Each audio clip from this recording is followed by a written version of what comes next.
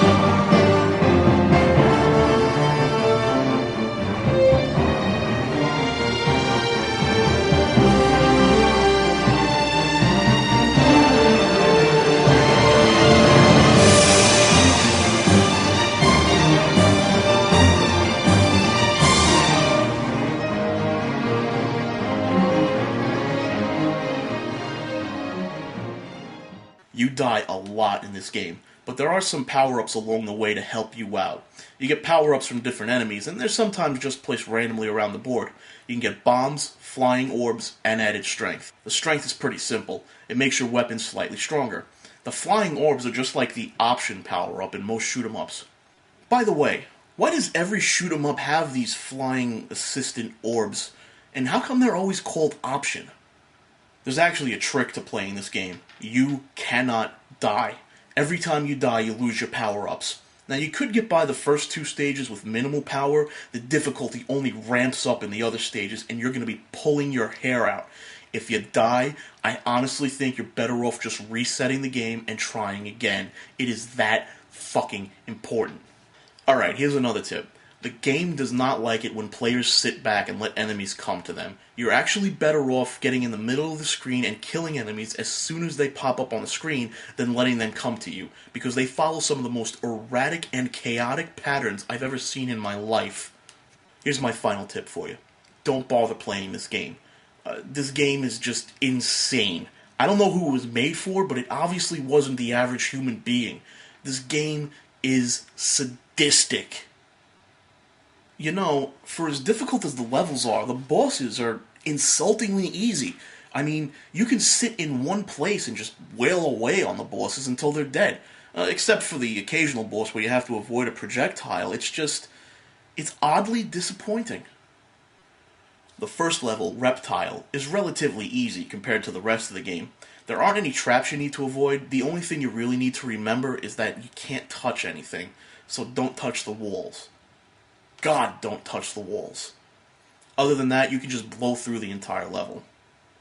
Firelord, the next level in succession, really ramps up the difficulty.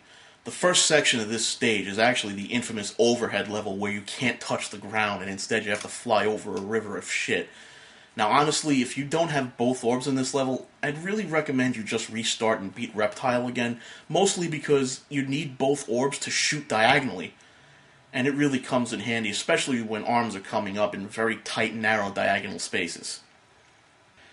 The second section is a pain. In addition to worrying about touching the walls and killing enemies, you need to dodge fireballs coming from the ground, lava dropping from the ceiling, pumpkins coming out of the lava at random intervals, and there's this one bitch of a timed lava drop that you need to dodge under, and, well, just look at it. Yeah, that took some time to master. The final stage leads up to the boss, and it can be a real pain. You need to dodge lava, birds, and what appear to be toenail clippings. In any case, you don't have full power in this stage, you're gonna hate life. It's that simple. That second weapon that shoots from underneath Silver Surfer may not seem really important, but my god does it help in this stage. You know, for as difficult as the level can be, the boss is exceptionally easy if you have the flying orb. All you have to do is sit in a corner and wail away on him until he's dead. Alright, the next stage, Possessor, really ramps up the difficulty. It doesn't have traps like in Firelord's level, but my god, the number of enemies and bullets on screen is just ridiculous. The first stage is difficult. This is where you're going to need to master the use of the flying orb, or you're going to die. You need to make the orb shoot down and take out some of the cannons and the turrets that shoot exploding heads. I don't know what these are.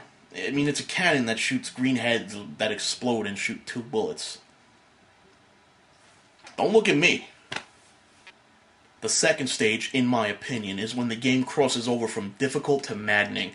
The stage is like a maze where you can't touch the stone walls, and some sections of the level are timed so that if you're not at a certain Y position on the screen at a certain time, you're dead. So sitting back and trying to pick off enemies is almost impossible. Did you see that? Look again. Did you see that gate closing? Look at that thing. It's a death trap. If you just sit back and let the level progress normally, the game kills you. Fuck. The third section of this level, I think, is when the game requires that you have full power and a flying orb. At least I've never been able to beat it without full power. If you're lucky, you can park yourself in the lower portion of the screen and just avoid the sperm being shot at your face while you blow through the boss. Wow. I can't believe I actually said that. The next stage is Emperor, and my god, I think the developers lost their minds with this one. Missiles fly at you, turrets suddenly shoot in 3 directions, moving turrets corner you with a barrage of gunfire. Oh man, this level is hard. The only advice I can give you is to play the hell out of this level until you know where everything is. I must have played through this level 6 times before I beat the mini-boss, and I still die all the time trying to get past it. God! The second section is a little easier, but not by much. I mean, look at this background. And then consider that the bullets are brown. I mean, that's like jumping in a pool and trying to not get wet. Ugh. Again, this level is all about playing the hell out of it and making damn sure you keep your flying orb and full power. I can't stress that enough. Without the orb, this level becomes one big giant brown death trap. The final section is, well, surprisingly easy. Assuming you have the flying orb, you really don't need to avoid any obstacles or enemies because you fly directly to the boss, which is a wall that shoots a ton of bullets at you. Basically, the strategy here is that you hit your turbo button and you never let go. The next stage is Mephisto. Somebody lost control of something when they designed this level. I mean, this is nuts. In the first section, you need to avoid a ton of ghosts that like to pop out of doors and fly right up under you. Then there are these night things that jump all the way up to the top of the screen for no discernible reason. There's some weird-looking eye-shaped things that move too fast to kill reliably, and gargoyles. Let me take a moment to talk about the gargoyles. I hate these fucking things. I hate the developer that made these fucking things. If I ever meet the guy who created the most erratic and irrational pattern in the world of gaming shoot-em-ups, I think I'm going to kill him, and then send his corpse to Eidos Montreal, as a reminder that they better not fuck up Thief 4. Or Thiaf, as it's aptly named, because 4 equals A and not E, because that's 3. Learn to leet speak, fuckers.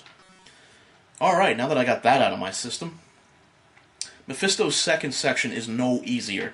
You have to avoid cannons, green blobs, bats, skulls, red skulls, hands growing out of what appear to be seriously messed up vaginal hair, and eyes that like to pop up out of nowhere and kill you for no good reason other than the fact that the developers hate you. Oh yeah, and the last part of this level? It's impossible without full power and both orbs. In the third section, you fight what appear to be mice. You shoot the mouse, it shoots back at you, you shoot it again, it splits into multiple mice, all the mice shoot at you, and you die. Eventually, you come to this big head, which I assume is Mephisto's head, and you shoot him in the jaw. Yeah, I had no idea Mephisto had a glass jaw.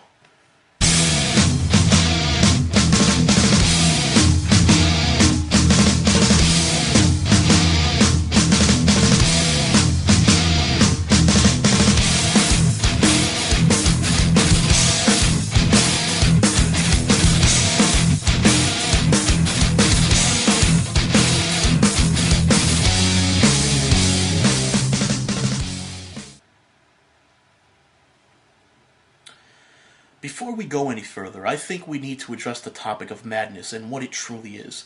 You see, up until this point, you've had enemies that you could predict reliably what their patterns are going to be. Even if in some sections they've been completely random, you've still been able to avoid them. That is, up until now. Welcome to the final level in Silver Surfer, the Magic Domain, where you get to fight gargoyles, ghosts, top hats, and frisbees.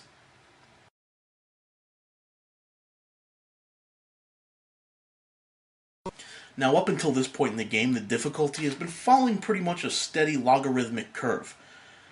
Unfortunately, we've seemed to have lost the curve and found ourselves on a completely different piece of graph paper. This level isn't hard. It's ludicrous.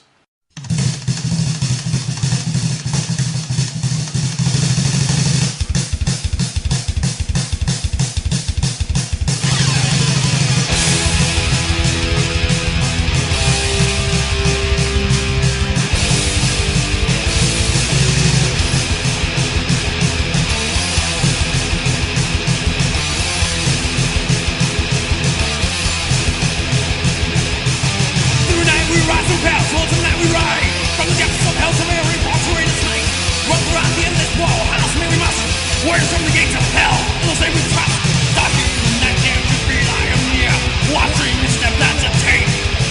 I'll take lives and show out no mercy this night. Attack those not knowing their fates.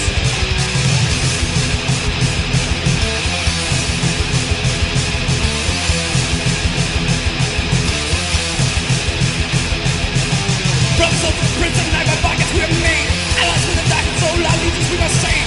Fight for right to request, God can't give him time. Evil starts tonight with us, your soul shall be mine. Stalking the night care to feel I am near. Watching each step that you take. I'll take lives and show out no mercy this night. Attack those not knowing my force. Oh, and by the way, you only get 3 continues. Ha ha ha ha. The first section of the stage is evil. You have to dodge a whole bunch of top hats and what I can only assume are frisbees. And then you're presented with the single most insane section of shmup dodging I've ever seen in my life. Seriously, this part is fucked. I've never, ever, ever, ever, ever, ever, ever, ever, ever had to dodge anything as insidious in this.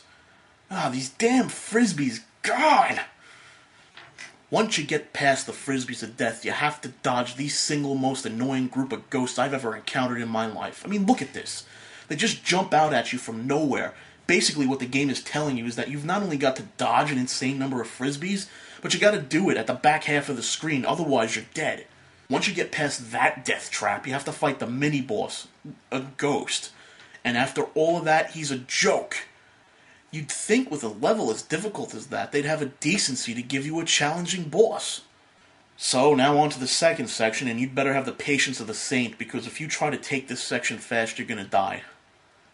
Oh, let's be honest with ourselves, you're gonna die anyway. This is a mess. I mean, God, why are there Lego bricks with needles of instant death sticking out of them, floating in the middle of space? I mean, what are these machines that spit out blobs from Dragon Warrior? And what the hell happened here? Did some kid go crazy with crayons? And why is Silver Surfer fighting a lobster? I mean, why is Silver Surfer, intergalactic demigod, fighting a space lobster? Isn't that the domain of Captain Kirk? Anyway, you get to the third level and literally breeze through it. Although the reason why half-dead green elephants spitting silver metallic crap onto glass even exist, let alone you're trying to dodge them, that really escapes me right now. Finally, you're up to the last boss of the game. A big purple ape with a gun that shoots cannonballs.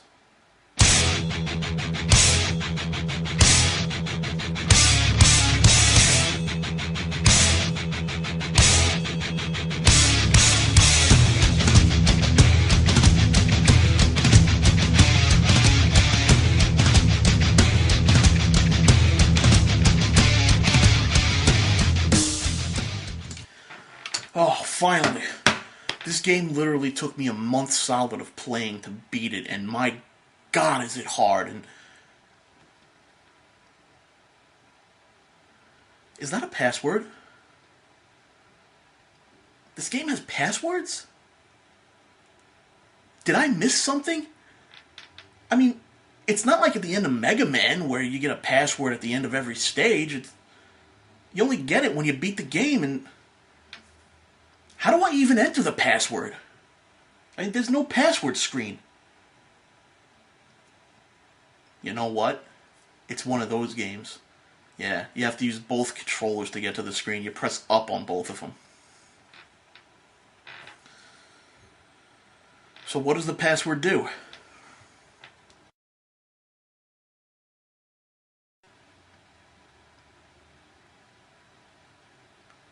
A harder difficulty? A harder difficulty. Are the developers out of their minds?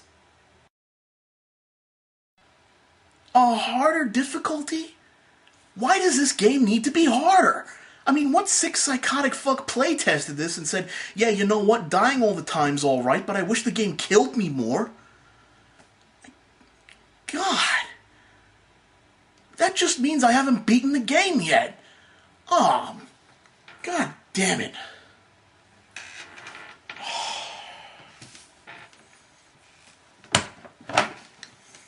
Well, I say we strap ourselves in and ride this bitch to the end.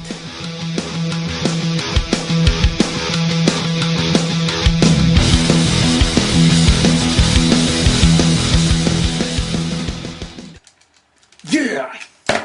Beat it on a hard mode. What now? What? Another password. What the hell does this one do?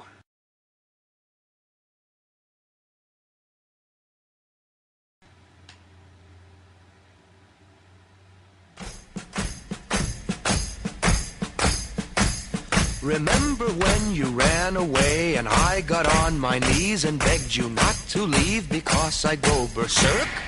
Well, you left me anyhow, and then the days got worse and worse, and now you see I've gone completely out of my mind. And they're coming to take me away, ha-ha, they're coming to take me away, ho-ho, hee-hee, ha-ha, to the funny farm where life is beautiful all the time, and I'll be happy to see those nice young men in their clean white coats, and they're coming to take me away, ha-ha! You thought it was a joke, and so you laughed. You laughed when I had said that losing you would make me flip my lid. Right?